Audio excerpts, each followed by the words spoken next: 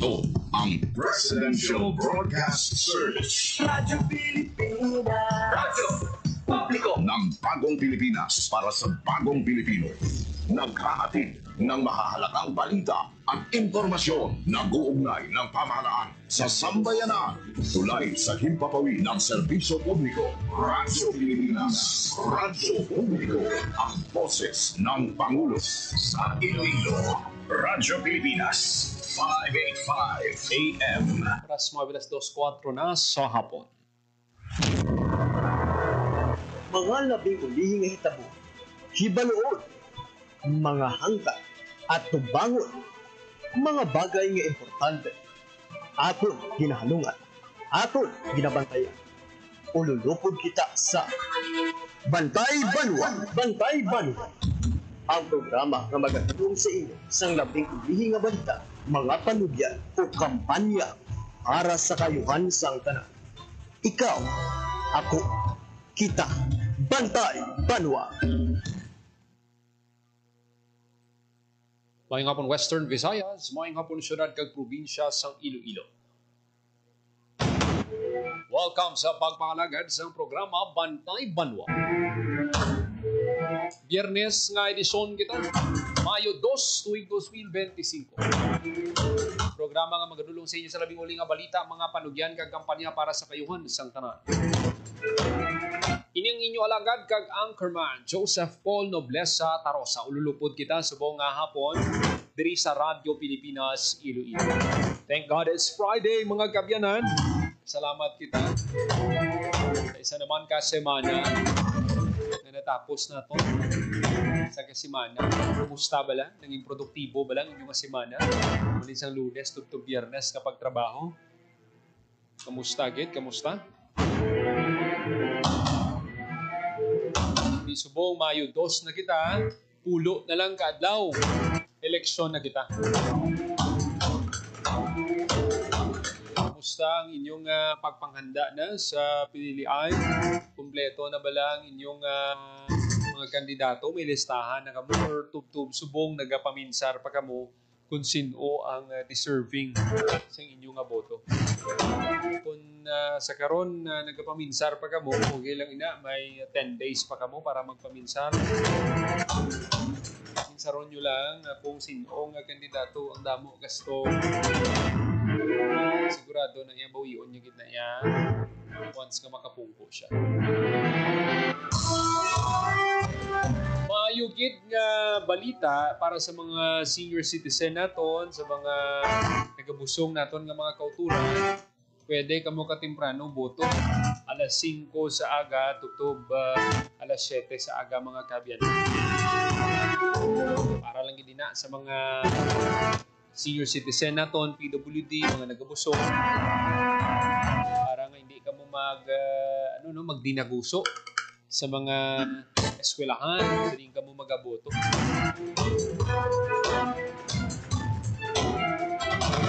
Para naman sa mga kauturan naton nga may trabaho, dapat temprano pa lang yan. Kadto na kamo sa mga eskwelahan para nga magboto. Pero ang Mayo naman nga balita, let's say bang imo duty abi alas 5 sa hapon. Ma-out ikaw alas 5, pwede ka gid ka boto pa hasta alas 7. So mo nang dapat gid nga pagkatandaan sang aton nga mga kauturan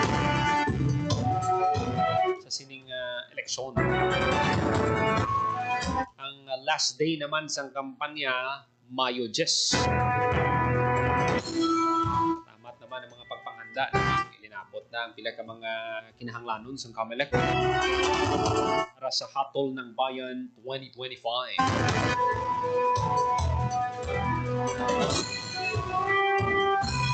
Piliun tagid ang mga kandidato, mga kabyanan na may panindugan sa tagsa ka mga issue, may integridad, kag wala sang dagta sa kay kung may mga mo sining mga issue sa isa ka kandidato apekto ina sa ilaman nga pagpamuno. Posibilidad ngati once nga matagaan siya sang tsansa mga issues kana liwat ina nga magatuhaw. Ay hindi ako magpili kita sa mga kandidato balang wala naton matindo ang track record, wala sa issues ang korupsyon. Mahapos gidya palapitan. Ang mahapos palapitan nga tinaga nagamit na ni tanan sa mga kandidato subong. Pero dapat ang paminsaron ta may eleksyon man o kung wala, sino bala ng mga kandidato na nagserbisyo gid sa atin. Unang pila sa mga talaksan na dapat. Hindi lang kita kung sino lang. Pili lang kita bala nga palagpat na hindi kita natin pag-ubrahon. Hindi kanugun sa tsansa natin baguhon. Mga dapat baguhon mga kabyanan. Alin sa senator, party list, governor, vice governor, panaog sa konsihal.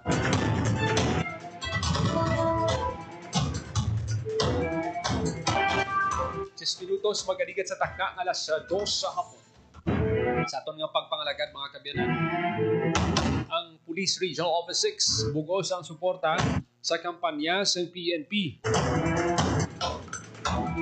Napangunahan ang away kontra fake news. Mga kabyanan, si Presidential Communications Office Secretary Jay Ruiz ang isa sa naging resource person sa ginhiwat nga forum mga kabyanan sa Philippine National Police.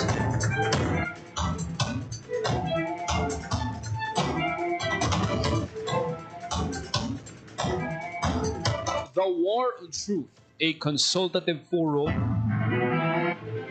kag launching sa Joint Anti-Fake News Action Committee. Ito ginapangunahan sa PNP.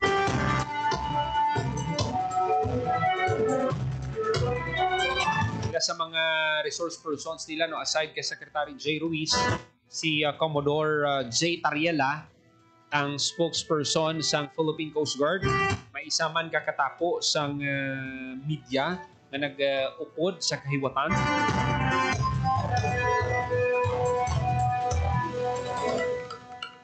Pag may ara man nga katapo sang cybercrime. Naghatag man sa pila ka mga inputs niya na makabulig sa kampanya sa Philippine National Police.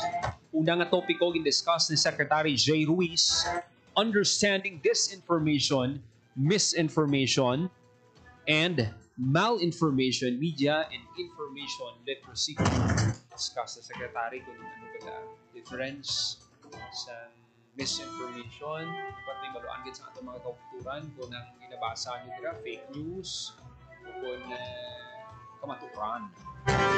Kadua, national landscape on disinformation, misinformation, fake news, and the resiliency of public security. Nag-discuss naman mga kabyanan ni Commodore J. Tristan Tariela, ang spokesperson for West Philippine Sea sa Philippine Coast Guard. Discuss man sang parte sa journalism ethics and ethical information sharing si Mr. Dave Veridiano sa kabeterano ng journalist o columnist mga kabyanan. Naging discuss niya ang difference subong sa isa ka vlogger sa isa ka journalist. Natin nakita naton ang bugid ng matuod nga nagakatabo subong. Kita no diri sa Radyo Pilipinas ang mga balita na ginapagwa namon for namon inaipagwa na check-in namon anay ang mga details.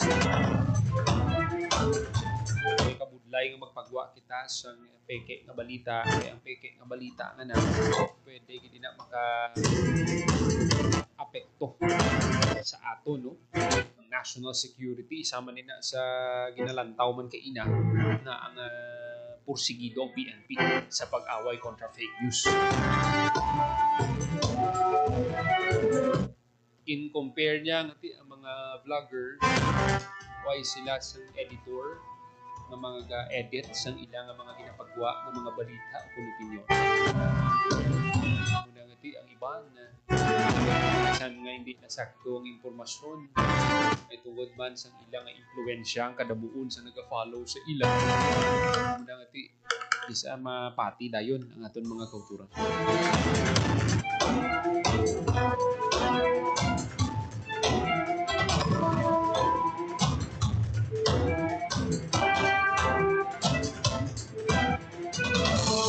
discuss man mga kabyanan si Deputy Executive Director Mary Rose Magsaysay sa mga challenges sa cybercrime investigation. Si Deputy Executive Director Magsaysay siya ni ang Deputy Executive Director sa Cybercrime Investigation and Coordinating Center.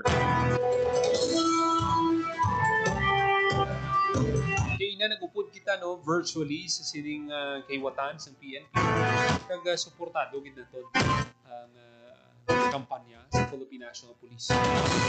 Alam mo kung hindi naton pag-awayon ang fake news. Kasi bala nga sa ulihin, bisan nga fake news na amo na ning patihan sa aton mga kauturan. Bisan nga ang kamaturan amo na dapat naton ipalapnan pero natapunan na sang sining mga peke nga balita.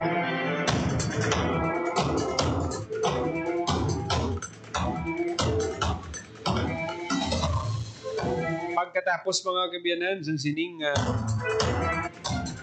forum launch man ang joint anti fake news committee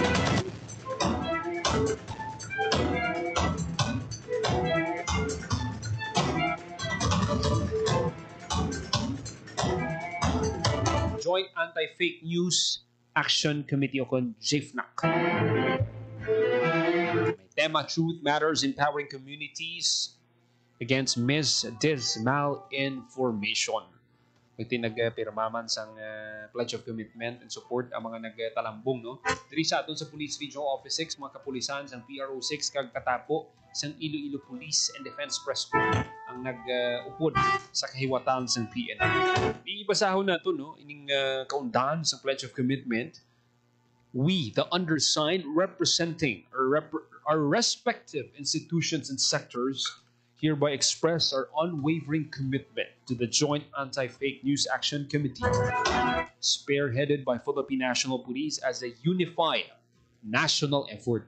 So, whole of the nation approach ang tuyo sa PNP to combat the proliferation of misinformation, disinformation, malinformation, fake news, and other forms of deceptive content that endanger public order, social cohesion, and national security.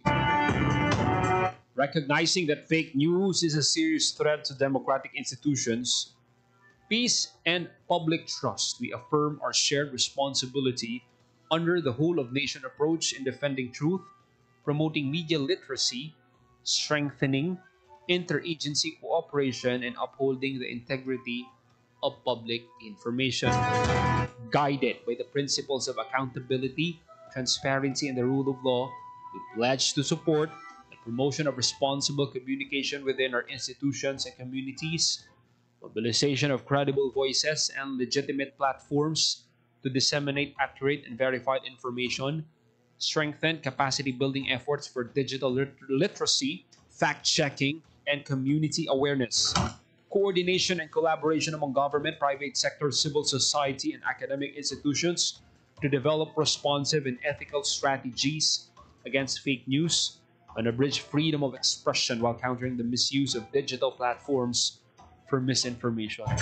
Ang freedom of expression isa man ini sa mga ginaubuso no sa pila sa mga kauturan nato.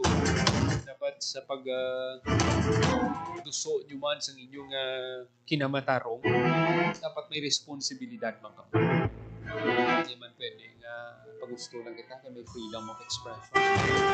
Dapat responsable kita. Influencer man kita, kung broadcast journalist kita, kung vlogger kita. Pati ako, natanan kita may freedom. Pero dapat kabalo kita magamit kita. Dapat responsable kita sa mga ginapagwa na ito ng mga balita, kung anuman yung informasyon. Para hindi kita matag as fake news. Kadamo nga daan sa nagalapta ng mga peke na balita. Halin sa mga kita nyo na bala mga sikat ng mga artista, lagi na butangan nga wala pa mapatay ang munang artista, yung nabutangan na yung isang hindi amo nga mga balita bala.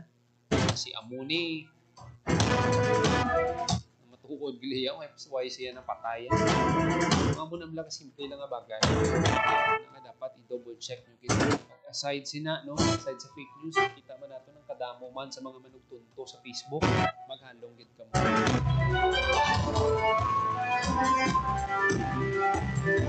19 minutos magkaligat sa takda, alas 2 sa hapon.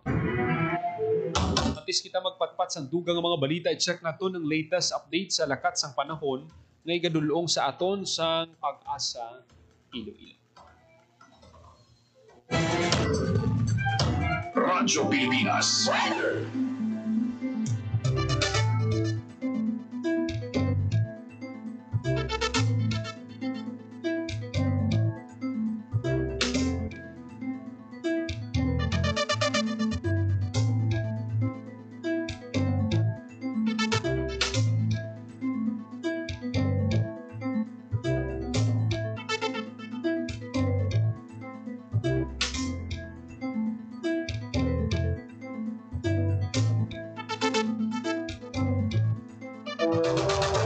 Magkaupo na ito sa piyak ng linya, Pag-asa Weather Forecaster, Leonor Silvestre. Ma'am, welcome sa Radyo Pilipinas. Maayong hapon.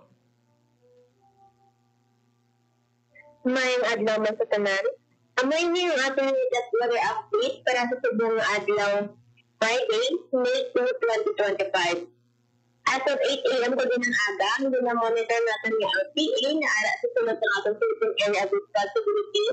Ina-estimate natin yung local on 335 km east-northeast of Hinati on Northern Pillars. So this LPA is embedded along the Intertropical Convergence Zone or ITCZ na nag-apekto sa may Mindanao. So easterly sa mga nag-apekto sa naging bahay sa puso.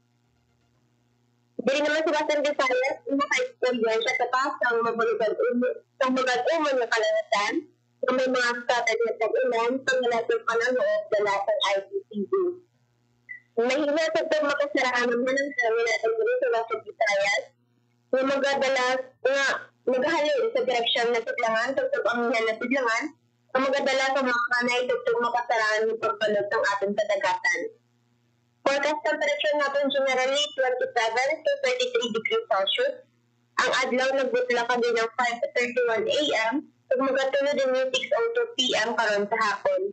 Pag ang ating forecasted maximum heat index ara sa 41 degrees Celsius. Kagamoy niya ang ating latest weather update. Halin din sa may Iloilo Doppler Weather Station. Ako si Leonor Silvestre, madamo. Higna salamat. Madamong salamat, Pag-asa Weather Forecaster, Leonor Silvestre. Sumito mga kabyan ng latest update sa lakat sang panahon. Ngayon dulong sa aton sa Pag-asa Iloilo. 22 minutos magkaligat sa takda ng alas 2 sa hapon.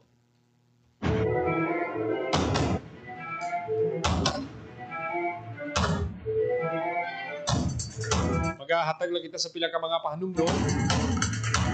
Magabalik lang ang programa Bantay Banwa. Madalas inaaraya ng mga magsasaka ang mababang farm gate price ng palay. Pero sa Price Range Scheme o Pricers Program, mataas ang buying price ng NFA para mahikayat silang magbenta ng ani sa pamahalaan. Yun ang aming ginagawa na masiguro na makapagbigay naman tayo ng magandang hanap buhay sa ating mga magsasaka. Nung pinatupad namin ang prices and up to this time, more than 8 days ang buffer stock natin. So we're nearing the target of 9 days. Happy na ang magsasaka. Nakatulong pa sila sa food security ng bansa. Kaagapay ang gobyerno sa pagtiyak na may pagkain sa bawat hapag sa oras ng sakuna. Tatak Pinoy is more than a branding exercise. It is about incubating and incentivizing great products that deserve to carry the Made in the Philippines trademark. Magandang balita! Inilunsad ng DTI ang Tatak Pinoy Strategy na isang inisyatiba para bigyang lakas pa ang mga industriyang Pilipino. Layunin ng TPS na paunlarin ang mga Tatak Pinoy na negosyo upang mapabuti ang kanilang mga produkto at serbisyo sa loob at labas ng bansa. Ang mga programa at polisiya nito na tutulong sa mga negosyanteng Pinoy ay iikot sa human resources, infrastructure, tech and innovation, investments at sound financial management. It is about creating products and services of the highest quality because Tatak Pinoy is also about excellence. And as a seal of great workmanship, Sama-sama, gawin nating sikat at makilala sa buong mundo ang Tatak Pinoy. patuloy tayo sa pagdadagdag at pagpapataas ng kalidad ng ating mga ospital at mga specialty center. Pangako yan ni Pangulong Ferdinand R. Marcos Jr. Kaya naman, positibo ang pagtanggap ng mga kababayan natin sa Pampanga sa layuning maipatayo ang Clark Multi-Specialty Medical Center, isang proyektong katuwang ang Clark Development Corporation at ibang sanay ng pamahalaan at pribadong sektor. Ayon kay Lailani, isang residente ng Pampanga, magiging mas accessible na ang serbisyong pang-medikal sa kanilang lugar. Very good kasi ang accessible sa mga tao. Sana lahat ay pwede makagamit nun. Mahirap ka, nasa middle class ka, natutulong yun para sa mga tao dito nakatira o karating bayan. Sa nagbabagong Pilipinas, patuloy ang trabaho, patuloy ang pagbabago. Ang EcoZone Program, sinimulan sa panahon ni dating Pangulong Ferdinand Marcos Sr. Ngayon ay nakapagbigay na ng 1.8 milyong trabaho sa ating mga kababayan. At sa ilalim ng liderato ni Pangulong Ferdinand Marcos Jr., 27 economic zones na ang naiproklama ayon sa Philippine Economic Zone Authority o PEZA. Katumbas ito ng tinatayang mahigit 9 billion pesos na halaga ng investments. Ibig sabihin nito ay mas maraming oportunidad ng trabaho para sa mga Pilipino. Our aggressive infrastructure development, business-friendly policies, investment and export promotions, foreign visits, and economic missions are all in at generating not just jobs, but quality and competitive jobs. Sa nagbabagong Pilipinas, patuloy ang trabaho, patuloy ang pagbabago. Under President Ferdinand Marcos Jr.'s administration, malaking bahagi ang economic zones sa Cavite sa pagtulak ng 2.73 trillion peso investment pledges sa kanyang termino. Dahil dito, makakaasa ng marami pang katulad ni Bob Bismolte ang mabibigyan ng oportunidad sa bayan ng Cavite para maipakita ang galing ng Pilipino. So ang akin pong posisyon ay design director. Nag-formulate po kami ng ibang klaseng mga liquid resin para sa iba-ibang industry. Medical resin, dental resin, kahit po sa automotive ginagamit na rin yung aming machine. Ang pinaka-reason namin is we innovate products for Filipinos that could compete around the world. Sa nagbabago Pilipinas, patuloy ang trabaho, patuloy ang pagbabago.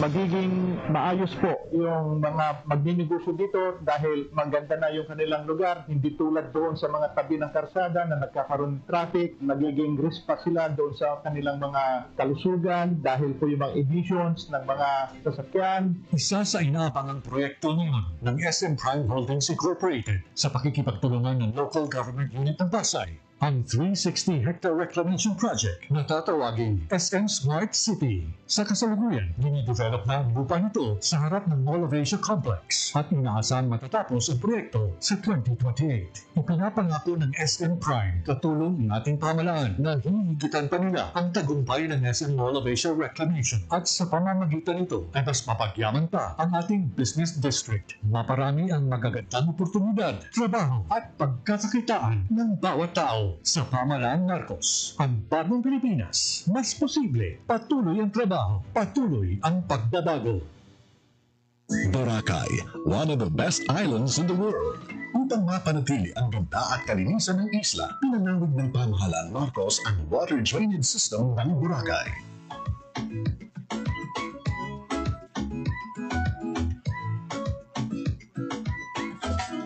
Suportado ng DOT TESA ang adhikain ng Pangulo. Kaya ito pong Boracay ay talagang binabantayan namin, pinuprotektahan namin, sinusuportahan po namin ang mga pangangailangan niya para ma-maintain niya yung standard as an iconic destination, hindi lang dito sa Pilipinas pero sa buong mundo.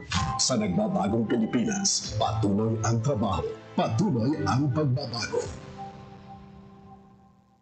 It is a milestone not only for the Queen City of the South and the whole province of Cebu, but for the entire country, as the opening of this museum brings to the fore our rich natural, cultural, and artistic treasures. Sa ilalim ng pamahalaang Marcos, ang makasaysayang Aduana Building ay isinaayos upang maging National Museum of the Philippines sa Cebu. Katawan ng Chief Operating Officer ng DOT TIEZA na si Mark Lapid sa pagbubukas ng ika-16 na National Museum sa bansa. We always support historical, cultural, and heritage tourism projects namin. Napakalaki kasing bagay ng pagpapahalaga. Very historical po kasi ang ating bansa. Sinuportahan namin with National Museum yung Malacanang sa Cebu. Sa nagbabagong Pilipinas, patuloy ang trabaho, patuloy ang pagbabago. Build Better More program ng pamahalaang Marcos, tuloy-tuloy ang pag-arangkada maging sa sektor ng turismo. Isa na dito ang pag-upgrade ng mga historical sites sa bansa, gaya ng Gat Andres Bonifacio Shrine and Ecotourism Park sa Maragondon, Cavite, na pinangunahan ng DOT TIEZA. Ang historical shrine ay pag-alala sa katapangan, determinasyon at pagiging makabayan ni Bonifacio na nawa ay maging inspirasyon sa taong bayan. Sa nagbabagong Pilipinas, patuloy ang trabaho, patuloy ang pagbabago. Naghahanap ka ba ng trabaho? TESDA got you covered. Dahil karamihan ng mga TVET graduate ng TESDA may trabaho agad. Ayon kay TESDA Secretary Kiko Benitez, ito ang isa sa mga direktiba ni Pangulong Bongbong Marcos. It's really training to trabaho. Na-mention naman niya sa kanyang SONA na 8 out of 10, so 80% of TVET graduates actually find a job, which is a much higher percentage. No? And in certain modalities of training that TESDA does, mas mataas pa sa 80%. Bawat buhay ay mahalaga sa Administrasyong Marcos, kaya makakaasa ang bawat Pilipino na kaagapay nyo ang pamahalaan sa bago ninyong simula.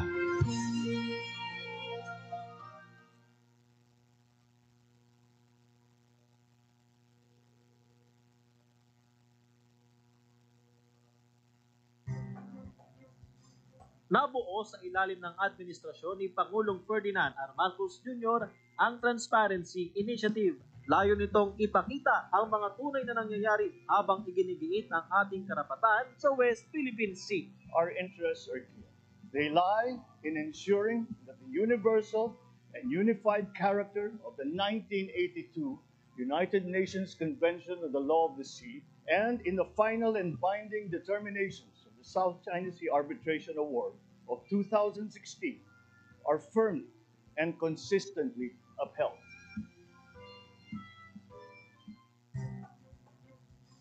Sa kabila ng tumataas sa tensyon sa West Philippine Sea, naisagawa pa rin ang mga regular na rotation and resupply o remission ng Armed Forces of the Philippines. We are in the business of protecting our territorial imperatives. We are insisting on exercising our sovereign rights. Parte din ito ang pagpapakitang halaga ng administrasyon sa pangunahing pamumuhay ng mga mayang isdang Pilipino sa West Philippine Sea. Katuwang naman dito ang BIFAR at PCG.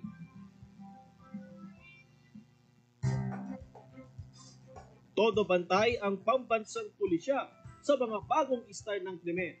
Tulad ng carjacking noon na rentangay na ngayon sa bagong Pilipinas ni Pangulong Ferdinand R. Marcos Jr. 1 milyong operasyon ang ikinasa laban sa karnaping. The mission remains to serve and to protect our people. Mula July 2022 hanggang November 2024, nasa 3,000 suspect ng rentangay ang nahuli. Higit 2,700 ang naibalik na sasakyan. Sa bawat matayog at dekalidad na infrastruktura na itinayo sa Subic Bay Freeport Zone ay lalong nabubuo at napagtitibay ang tiwala ng mga namumuhunan sa katatagan ng ekonomiya ng Pilipinas. One of the keys to continuing economic growth is infrastructure development. So, we will build better and more. Sinisiguro ng Subic Bay Metropolitan Authority na ang bawat isang gusali ay magiging simbolo ng matatag na ekonomiya na siyang makapaghihikayat ng mga mamumuhunan mula sa pangdaigdigan merkado. Under the Philippine Development Plan, the SBMA is committed to provide quality infrastructure so that our stakeholders will be able to utilize this infrastructure in their business. We are committed to providing quality service so that movement of goods will be seamless and more efficient. We thank the President for the guidance and the leadership and the support so that the SBMA will be able to introduce plans and programs for the stakeholders. Ang tiwala ng mga namumuhunan sa Subic Freeport Zone ay isang makabuluhang aksyon patungo sa mas mayabong na bagong Pilipinas. Sa pamahalaang Marcos, ang bagong Pilipinas nakikita na. Sa nagbabagong Pilipinas, patuloy ang trabaho, patuloy ang pagbabago. Sa ilalim ng administrasyon ni Pangulong Ferdinand R. Marcos Jr., patuloy ang Subic Bay Metropolitan Authority sa pagtupad ng mandato nitong gawing sentro ng pamumuhunan at ekoturismo ang Subic Bay Freeport. Talagang kailangan natin yan. Build better more. You keep on improving what you have. Kailangan natin to keep on building and building it better and more of it. That is the way to progress. Sa pamamagitan ng makabagong infrastruktura at maayos na pamamahala, hatid ng SBMA ang mas maraming oportunidad para sa bawat Pilipino.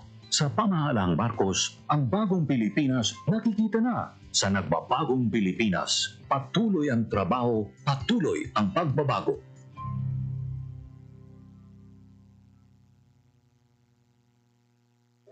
Magiging maayos po yung mga magninegosyo dito dahil maganda na yung kanilang lugar, hindi tulad doon sa mga tabi ng karsada na nagkakaroon ng traffic, nagiging risk pa sila doon sa kanilang mga kalusugan dahil po yung mga emissions ng mga sasakyan. Isa sa inaabangang proyekto ngayon ng SM Prime Holdings Incorporated sa pakikipagtulungan ng Local Government Unit ng Pasay, ang 360-hectare reclamation project na tatawaging SM Smart City. Sa kasalukuyan, dinidevelop na ang lupa nito sa harap ng Mall of Asia Complex at inaasang matatapos ang proyekto sa 2028. Ipinapangako ng SM Prime katulong ng ating pamahalaan na hihigitan pa nila ang tagumpay ng SM Mall of Asia Reclamation at sa pamamagitan nito ay mas mapagyaman pa ang ating business district. Maparami ang magagandang oportunidad, trabaho at pagkakakitaan ng bawat tao. Sa pamahalaang Marcos, ang bagong Pilipinas, mas posible, patuloy ang trabaho, patuloy ang pagbabago.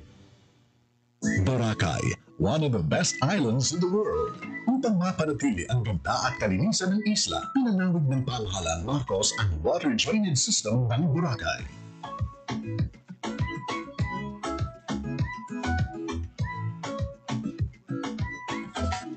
Suportado ng DOT TESA ang adhikain ng Pangulo. Kaya ito pong Boracay ay talagang binabantayan namin, pinoprotektahan namin, sinusuportahan po namin ang mga pangangailangan niya para ma-maintain niya yung standard as an iconic destination, hindi lang dito sa Pilipinas pero sa buong mundo. Sa nagbabagong Pilipinas, patuloy ang trabaho, patuloy ang pagbabago. 37 minutos, magkaligid sa takna ng alas 2 sa hapon. Padayon ka mong nagapamati diri sa Gapon sa programa Bantay Banwa.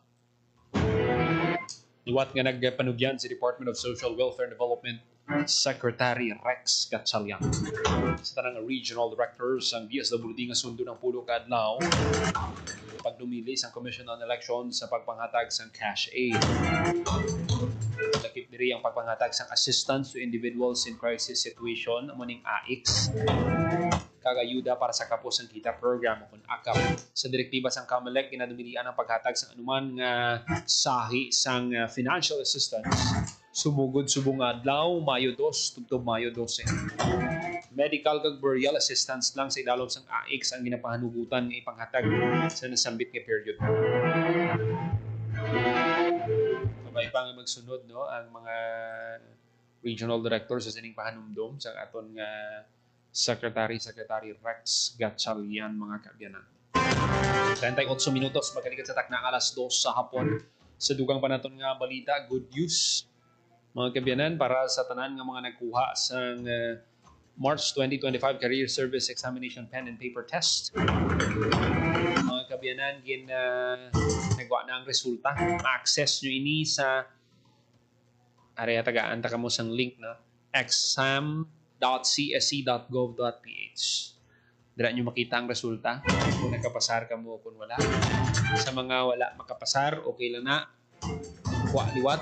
Sa mga nakapasar, ngin ticket nyo na ina. Sa pag-apply sa gobyerno. Nadumduman ko ang akong experience sa 2013 sa nag-start kita diri. Nag-start kita diri sa Radyo Pilipinas as COS. March 2013 to be exact. Why pakita sa eligibility sa time na to.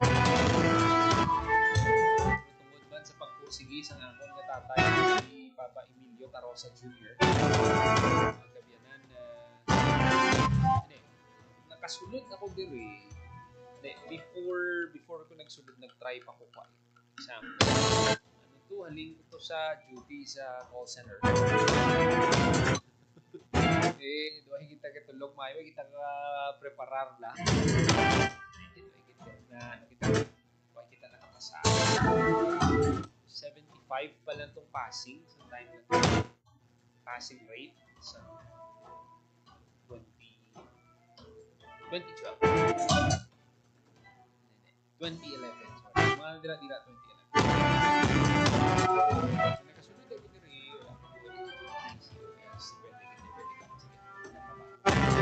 sa kabulubuyo kita exam.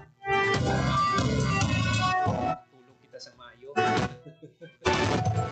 Tulog kita noon day before sa exam. Nakapasa. Hindi kita gusto makapasa sa 75 sa Tagalog sa 80% kita napasa rate. So amo na naintindihan ko gid niyang mga nagakuluha sa exam. Pinandom nila, pinalantaw nila, ginapananaw nila ila ka ugali makasulod sa dunya para maging ma-regular ka mo, para makuha mo ang iyang posisyon, dapat may eligibility ka mo. Pero para naman sa mga nag-graduate with Latin honor, automatic na yan. May eligibility ka na sina mga kemya. Sa trabaho sa government na pwede nyo ma-applyan. Importante lang ang dedikasyon ninyo. Willingness nyo nga mag-learn. Nakita ko pagin sa mga bago graduate natin ng mga kauturan week before tip ko sa inyo, week before sa graduation, wala nyo naging sigurado ka makagraduate, pasa-pasa na ka mo sa OJT nyo gani mismo. Kung di ka mo nag-OJT, pwede na ka mo na dayon ka pasa sa resume ninyo. Kung kinahanglan nila ang services mo, pag nakita nila ang pagtrabaho mo, kuhaon ka man na nila. Amo nang nadumduman ko sa 2011. So nag-OJT kita sa isa ka TV station. Nag-apply kita dayon mga 2 to 3 days after graduation. Nag-sulod kita dayon. So muna ang chance ginahatag sa aton mga kauturan para makasulod ka mo sa government service, nga target ka mo sa plantilla nga posisyon, kuha ka mo sa career service examination, pen and paper test. Sa liwat sa tanan nga nakapasar, congratulations. 42 minutos magaligid sa takna alas 2 sa hapon.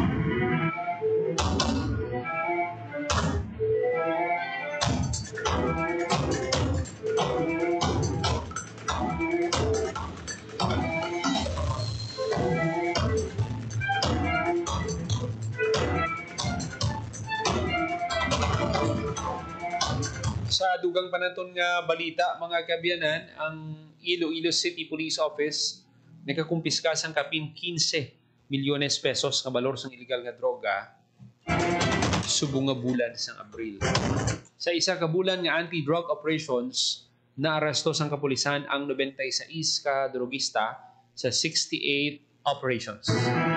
Sa 96 nga nadakpan, 26 ang high-value individuals, 69 street-level individuals, kag isa ka minor de edad. Amo gining masubo nga ma-involve ang mga kabataan sa illegal nga aktibidad.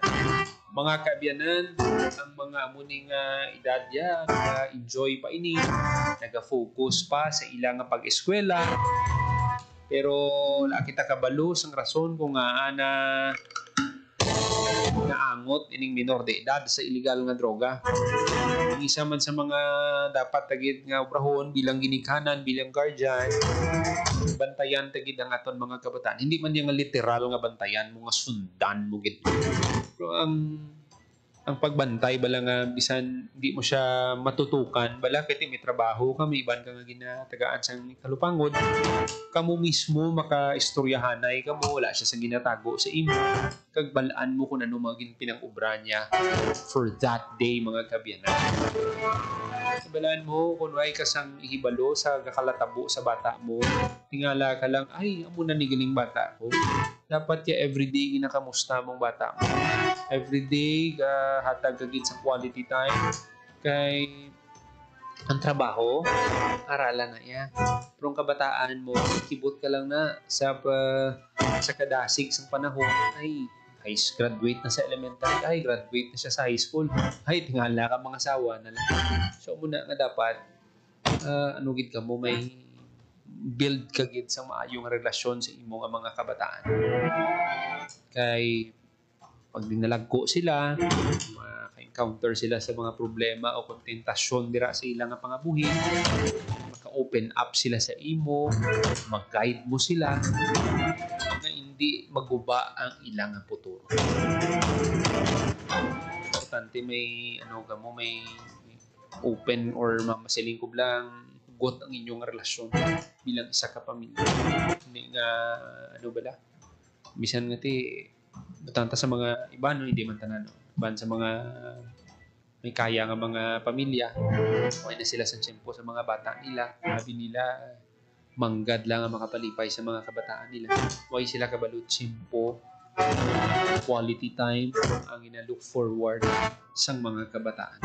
So muni ang minor de edad, way kita kabalo sang tabo sini, hindi man naton pwede divorce sining iyang pangalan, pero dapat kita nga pwede pa ni mabulikan, kanugon kita sa future sa sining mga kabataan na influensyahan sa illegal nga droga. Sa bulto sa illegal nga droga, nagapangunang City Drug Enforcement Unit nga nakakumpiska sang masobra 5 ka milyon. Kag sunod kay ICPO Director Police Colonel Kim Legada, sa nakumpiska sang kapulisan, mas tutukan pagid sang ICPO ang kampanya kontra illegal nga droga. Pinapangabangin ni Legada ang pumuloy nga padayunon pagid ang pagsuporta sa kausa kontra illegal nga droga. Kag nagapangating ICPO kung magbuylog ang tanan, mas magapaskog pang away kontra droga sa syudad sang Iloilo. Ang iban gani natagaan na sang tsansa na naka-plea bargain na, pero pagbuaya balik naman gali sa droga, namugid na iyang dako nga problema.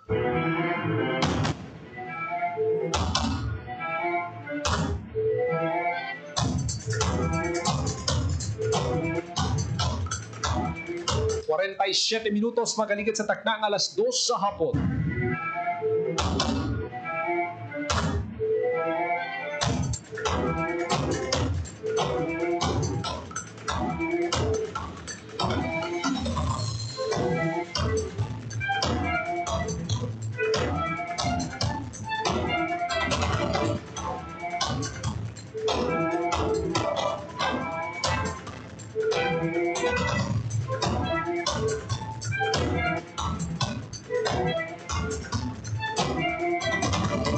Mga kauturan ito nga nagabiyahe, no, kada adlaw halungig ka mo sa dalan, yung disgrasya hindi mo gid mapaktan.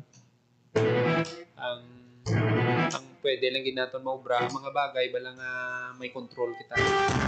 Brahon tagit, for example sa jeep, 30 lang ang kapasidad, passenger capacity, hindi na kita magpasobra, hindi na kamo magpinanguyati, kaway kamo kabalo kasi tungod sang magki-overloaded ang salakyan, kasi dira pang tunaan sang disgrasya. Ito yung mga nagabiyahe naton nga mga kauturan bala, check nyo gid ang inyong makina before ka mo magbiyahe.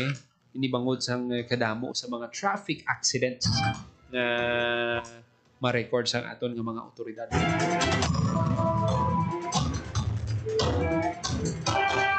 Dapat ang isagid nga nakita naton mas mangin pasensyoso gid kamo sa mga dalan.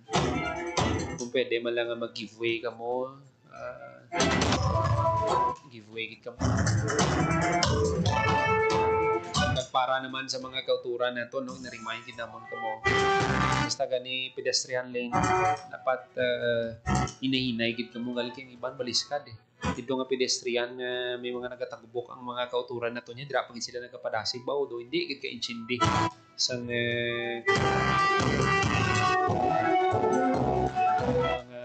mga pagsulundan sa traffic. Ginatandaan naton kay kung mabungguan mo man or maaksidente ka mo dako idi na nga huul sa inyo.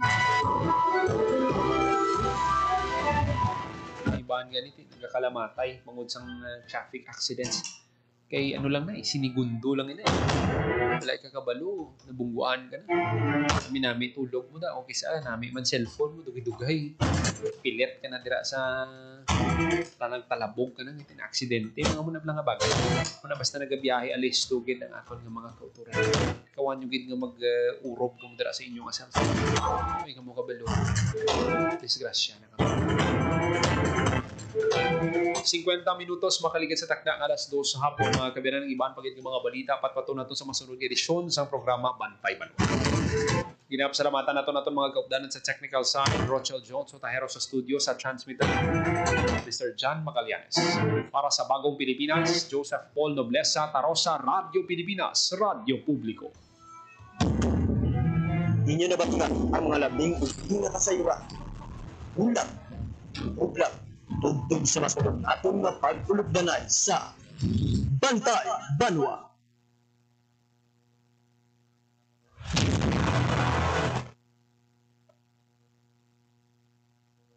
Radyo Pilipinas, Radyo Publiko. Radyo Pilipinas, Radyo Publiko.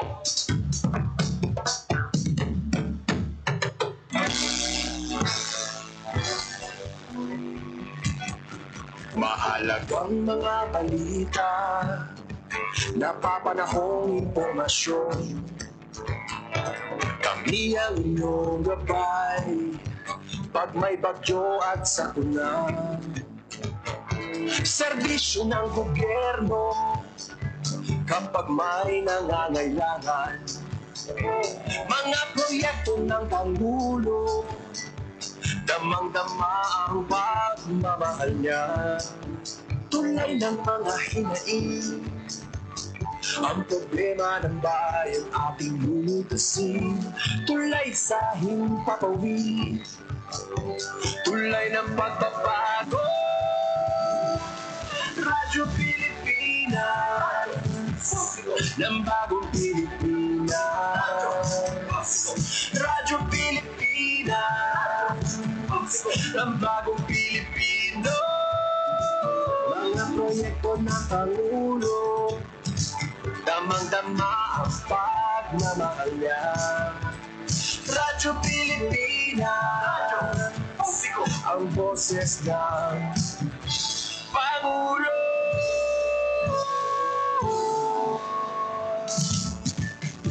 Karamay niyo kami, kahit malayo man kami nakakarating. OFW magsasaka, buhay ay iba't iba, san mang lugar ng bansa natin. Tulay ng mga hinaing, ang problema ng bayan ating lulutasin. Tulay sa himpapawid, tulay ng pagbabago. Radyo Pilipinas, ng bagong Pilipinas. Radyo Pilipinas, ng bagong Pilipino. Mga proyekto ng Pangulo, damang-dama ang pagmamahal niya. Radyo Pilipinas, ang boses ng Pangulo.